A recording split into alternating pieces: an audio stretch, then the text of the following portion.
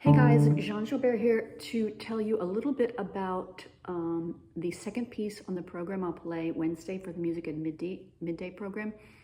This is my something new in my something old, something new, something borrowed, something blue program. And it's a piece by Philip Glass called Orbit. I came to know this piece through YouTube because I follow this dancer on YouTube named Lil Buck. And he's a dancer who began dancing.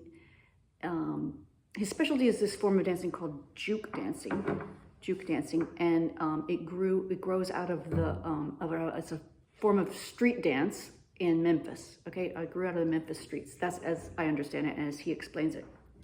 Okay, and so he's gone on to just use this as his foundational technique and do all kinds of amazing things with it. And I first came to know him through a video he made with Yo-Yo Ma performing. He was dancing to the famous Swan, most famous piece in the world for cello, the Swan. And he danced to it. And I just happened to see it one day, but then I go back to it a lot, and I share it with all my students when I'm trying to get them to play. Everybody thinks the Swan is an easy piece of music and they want to just play it when they don't fully have the technique to do it, because it looks simple on the page. It's just,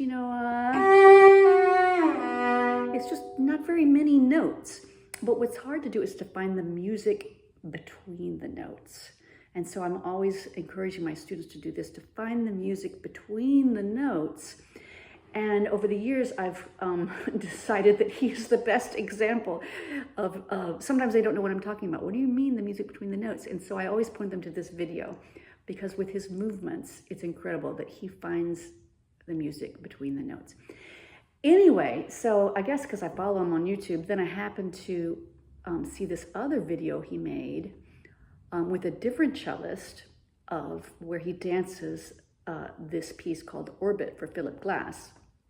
I think this piece was actually written specifically for dance, and I think for him. I think it was commissioned to be this project between him and this other cellist, and it was premiered like in 2013 or 14, something like that.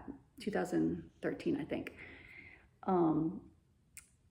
So it's a piece called Orbit, and if you listen to my introduction, you'll maybe remember that I said when I performed this whole program back in October, I actually did this piece by Philip Glass with dancer, not Lil Buck, but he wasn't available, but a different amazing dancer who is Edward Spots, who is here from New Orleans, and he created something completely different. His background is totally different than Lil Buck's.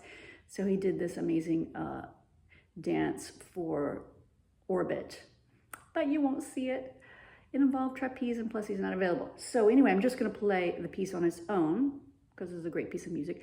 So I'm just going to give you a snippet from the middle of this piece called Orbit, just to demonstrate one thing. Remember in one of my videos, I was saying that playing unaccompanied music is very physically demanding, more so than playing accompanied music. And one of the reasons is often composers make use of a lot of double stops to get the harmony. Mostly string instruments, cello, violin, we're melody instruments, meaning we can only play, for the most part, one note at a time, like in this one.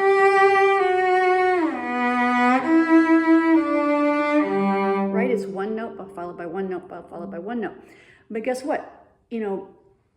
There's more to music than melody, right? And harmony is a central component of music. And so because it's not that easy to get harmony we're not by nature a harmony instrument, but we can sometimes play harmony, meaning two notes at once, 2 or 3 note or 4 notes at once. Harmony is just any grouping of notes stacked up on top of each other and sounding at the same time. That's what harmony is.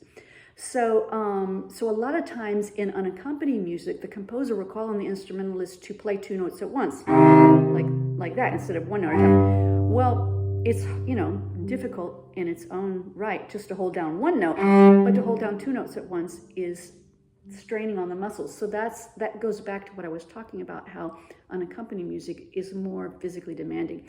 So I'm just going to play you a tiny little passage from this orbit where I have to do over and over quite a few double stops. There are a lot of them in this piece, but I'm just going to play a couple little lines. Okay, so we go.